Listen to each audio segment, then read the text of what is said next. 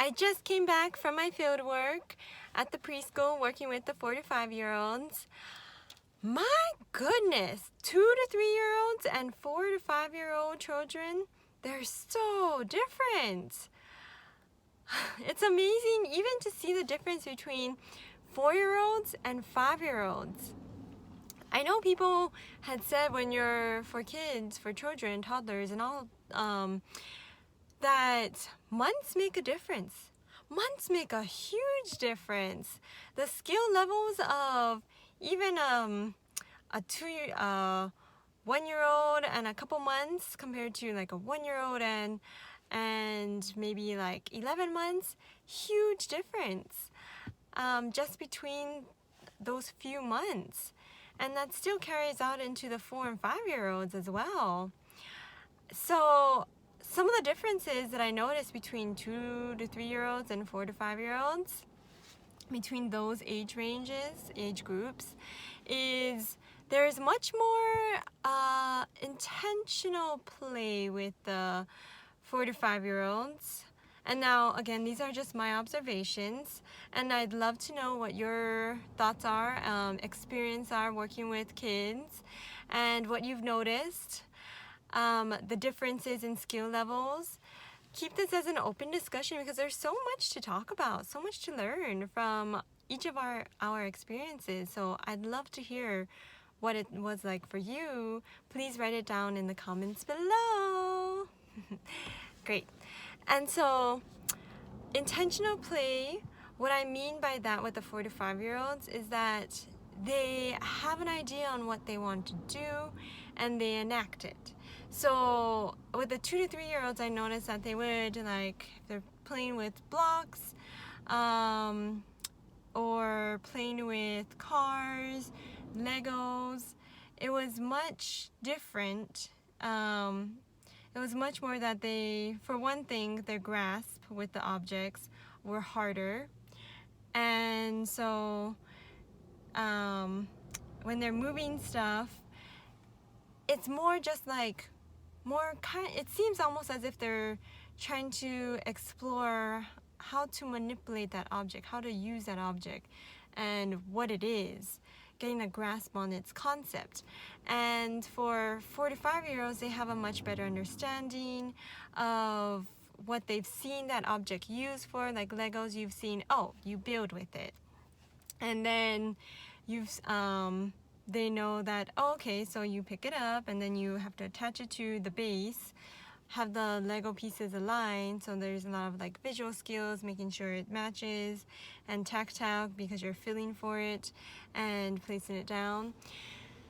And then it was so neat because when working with the children, I'd be asking like, oh, what are you trying to build for the 4 to 5-year-olds? And they would have ideas. They're like, I am making a lot of imaginary play at works. They're like, I'm building a bridge so that I can have this this car that I made go across the bridge and get to the other side. And they're much more future oriented, so they can see they can see more into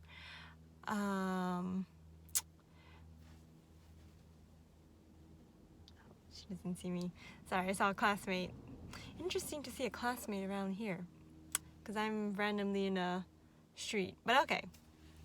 So what was I saying?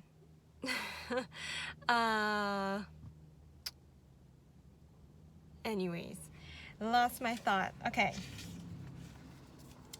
And oh, future oriented is what I was saying, right? So future oriented, they can think about, oh, what am I doing in a couple of days? I'm going on a trip with friends, not friends, with family. Where are we going? We're going here. So you see kind of more organization and thoughts as well. And you see memory at work, definitely. And incentives too, like you can see more emotional, more emotions at play with more emotional expression with the 4 to 5-year-olds. because not because, but you can see more emotional expression in that they can also recognize what does a mad face look like. Can you show me? Can you pretend to be sad?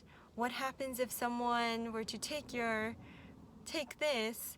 They can demonstrate that, oh, you know, like get a little more sense of social rules and social understanding, that if you were to take this from someone, they'd be sad. And even showing concern for others. So you see a lot more of that.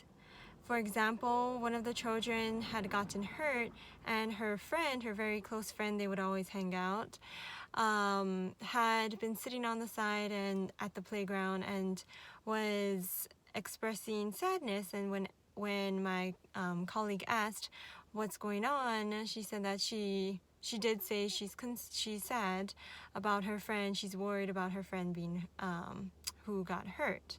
Whereas when I saw with the 2 to 3 year olds, if someone, and this maybe, you know, this was with the boys, one had gotten hurt, and then they were close-knit friends.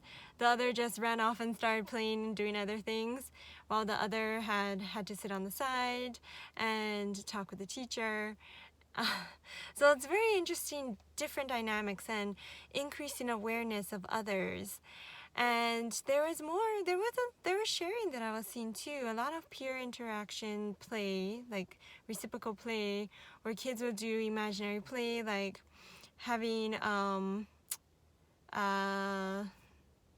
say they were building something together, and then they were working on the ideas together. They're like and working it out, a lot of problem solving. So one's like, we're making this, and the other person's like, no, this is actually this. And then so they're arguing with each other on what they're building when they're building it together, and what it even represents that they're building. It's a shark, it's a fish.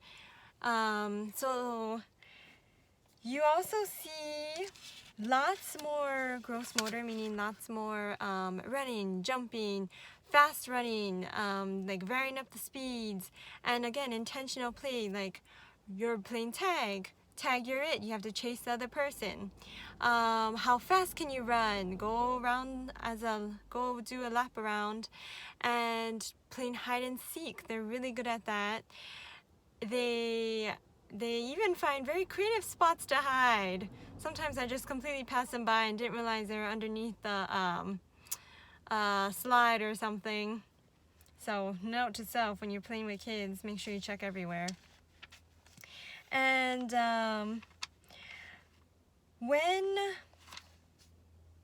so it's amazing to see how, like I said, kids are learning so much from play. Part of the biggest occupations for children is play, because play allows children to explore their environment, to play with what is around them, to see it and interact with it in different ways, and see like how they're feeling towards all this, what responses they're getting from it. A lot of different things happening, and so much different thoughts going on for the children processing. And so always be aware that you have to give time for the kids to process information. They all process differently. And when you're being in transition with all these different new things that you're learning and new skills developing, give it time for the children to learn. And one of the amazing things that I was reminded today about occupational therapy, and we'll end on this, is how occupational therapy, not just for children, but for all fields, all groups of people, any age, that when you're working with someone, an amazing thing to see is the motivation that they help give themselves to do something, that activities can help drive skills. So such as like with the kids, waiting in line can be really hard. You tell the kids to line up, they might have difficulty doing that.